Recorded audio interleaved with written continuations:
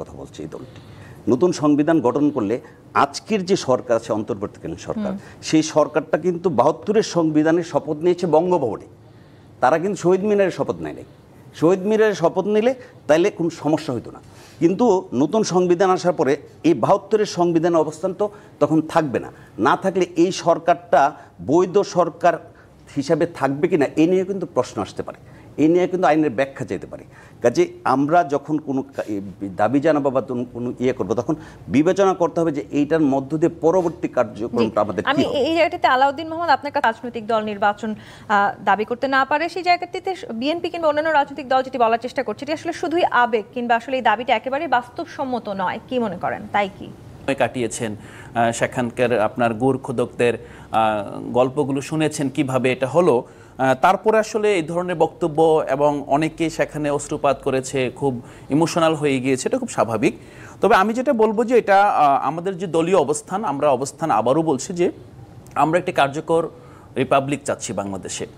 আমরা যে প্রতিষ্ঠানগুলো ভেঙে পড়েছে, যেই সংবিধানের মাধ্যমে সাংবিধানিক স্বৈরতন্ত্র প্রতিষ্ঠিত হয়েছে, যে সংবিধানকে জুলাই অভ্যুত্থানের মাধ্যমে জনগণ ছুঁড়ে ফেলে দিয়েছে, আমরা যেটা বলছি যে সরকার শপথ গ্রহণ করেছে, হ্যাঁ শপথ গ্রহণ করেছে হাইকোর্টের একটি রেফারেন্সের ভিত্তিতে, কিন্তু এই সরকারের সাথে এই সংবিধানের কোনো কার্যত সম্পর্ক নেই।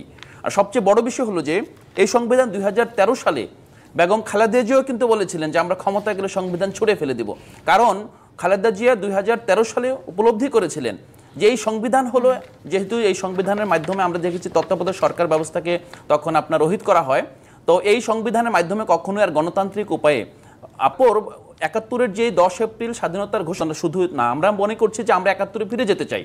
৭১-এ যে দাবিতে আমাদের পূর্বপুরুষগণ মুক্তিযুদ্ধে নেমেছিলেন, তারা একটা জেনারেশন নিজেদের স্যাক্রিফাইস করেছেন একটা নতুন রাষ্ট্রের জন্য, সেই রাষ্ট্রের আকাঙ্ক্ষা ৭২-এর সংবিধানের মাধ্যমে ভুলুণ্ঠিত হয়েছে। আমরা একেবারে নতুন একটি সংবিধান চাইছেন এবং গণপরিষদ সেটিও আপনারা বলেছেন। আবার একটু স্পষ্ট করে সময় হয়েছে। জি25 পাথনিবেদিত রাজকাহনে বিরতি নিয়ে ফিরছি, সাথেই থাকুন। আর একবার আমন্ত্রণ জানাচ্ছি জি25 পাথনিবেদিত রাজকাহনে ব্যারিস্টার মীর মোহাম্মদ হেলাল উদ্দিন। অনেকগুলো দাবি দেওয়া আছে, আওয়ামী লীগের বিচার আগে হতে হবে, নতুন সংবিধান চাইছে নতুন রাজনৈতিক দল, সবকিছু হতে আসলে নিঃসন্দেহে আমরা বুঝতেই পারছি খানিকটা সময় তো প্রয়োজন, আবার নতুন সংবিধান আনতে হলে নির্বাচনও প্রয়োজন। তাহলে নির্বাচনটা আসলে ঠিক কবে? নির্বাচন, সংবিধান পরিবর্তন, পরিমার্জন, বিচার, এগুলো কোনোটাই সাংঘর্ষিক বিষয় না। ওনারা যে কথাটা বলতে চাচ্ছেন, দেখেন বাংলাদেশের জন্য বা পৃথিবীর যে কোনো দেশের জন্য আপনি স্ট্যাটিক কোনো ডকুমেন্ট কিন্তু রেডি করতে পারবেন না, বিকজ যুগ পরিবর্তনশীল। আজকে ৭১-এ যেটা ঠিক মনে হয়েছিল ২০২৫-এ মনে হচ্ছে আরেকটু পরিবর্তন দরকার, ২০৪৫-এ আরেকটু পরিবর্তন দরকার হতে হবে। তো যেটা করতে হয় নর্মাল ডেমোক্রেটিক প্রসেসে যেটা করে, যখন যেটা দরকার একটা elected parliament with the mandate of the people এটাকে পরিমার্জন করে। উনি বলেছেন, আমাদের নেত্রী দেশনেত্রী বেগম খালেদা জিয়া বলেছেন তত্ত্বাবধায়ক সরকার প্রথা বাতিল করতে হবে। এটা বাতিলের জন্য তো সংবিধান বাতিল করার দরকার নেই, সংবিধানের প্রভিশনটা অ্যামেন্ড করে নিলে হলো। তারপর যেমন আমাদের ৩১ দফাতে আমরা বলেছি ফ্লোর ক্রসিংয়ের বিষয়টা তুলে দেওয়া লাগবে, তো এটা একটা প্রস্তাব।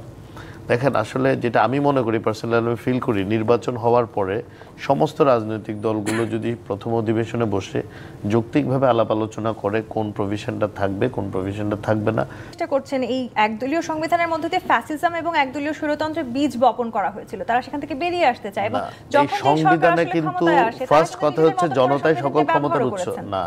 এইটা এখন কে এনফোর্সমেন্টের সাথে যদি আপনি সংবিধান ডকুমেন্টকে কম্পেয়ার করেন, দ্যাট ইজ ডিফারেন্ট।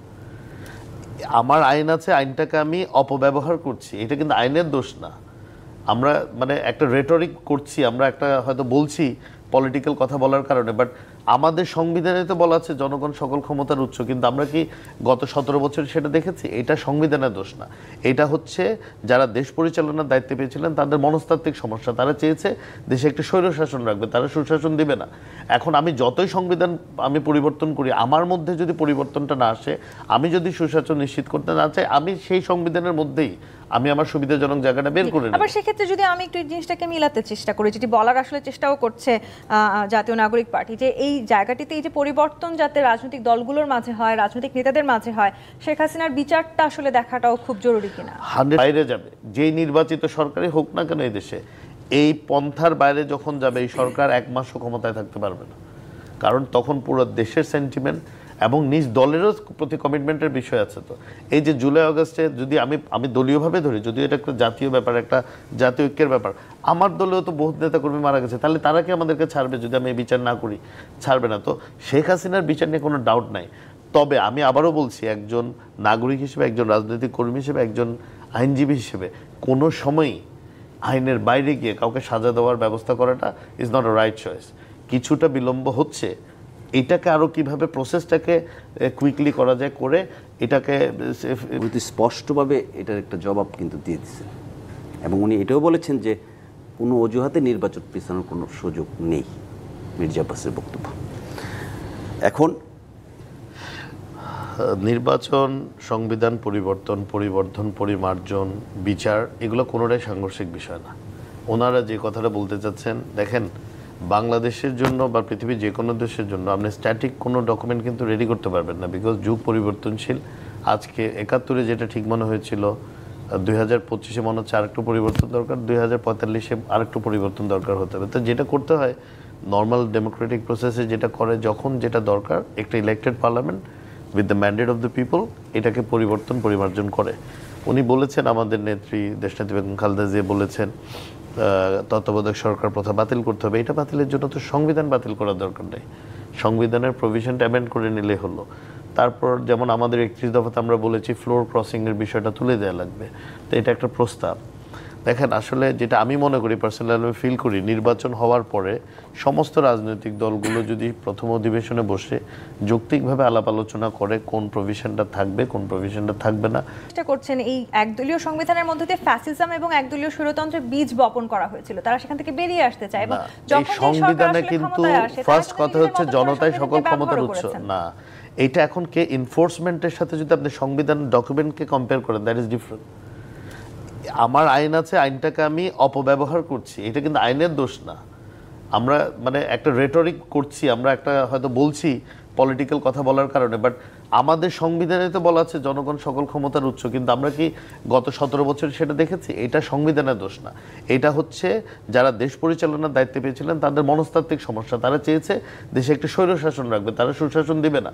এখন আমি যতই সংবিধান পরিবর্তন করি, আমার মধ্যে যদি পরিবর্তনটা না আসে, আমি যদি সুশাসন নিশ্চিত করতে না চাই, আমি সেই সংবিধানের মধ্যেই আমি আমার সুবিধাজনক জায়গাটা বের করে নেব। আবার সেক্ষেত্রে যদি আমি একটু এই জিনিসটাকে মিলাতে চেষ্টা করি, যেটি বলার আসলে চেষ্টাও করছে জাতীয় নাগরিক পার্টি, যে এই জায়গাটিতে এই যে পরিবর্তন যাতে রাজনৈতিক দলগুলোর মাঝে হয়, রাজনৈতিক নেতাদের মাঝে হয়, শেখ হাসিনার বিচারটা আসলে দেখাটাও খুব জরুরি কিনা।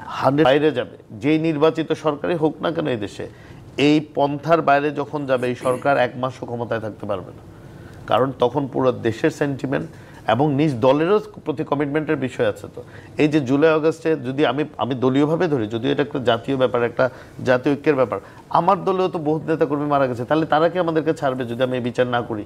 ছাড়বে না। তো শেখ হাসিনার বিচার নিয়ে কোনো ডাউট নাই। তবে আমি আবারও বলছি, একজন নাগরিক হিসেবে, একজন রাজনৈতিক কর্মী হিসেবে, একজন আইনজীবী হিসেবে কোনো সময়ই আইনের বাইরে গিয়ে কাউকে সাজা দেওয়ার ব্যবস্থা করাটা is not a right choice. কিছুটা বিলম্ব হচ্ছে, এটাকে আরও কীভাবে প্রসেসটাকে কুইকলি করা যায় করে এটাকে উনি স্পষ্টভাবে এটার একটা জবাব কিন্তু দিয়ে দিচ্ছেন, এবং উনি এটাও বলেছেন যে কোনো অজুহাতে নির্বাচন পেছানোর কোনো সুযোগ নেই। মির্জা আব্বাসের বক্তব্য। এখন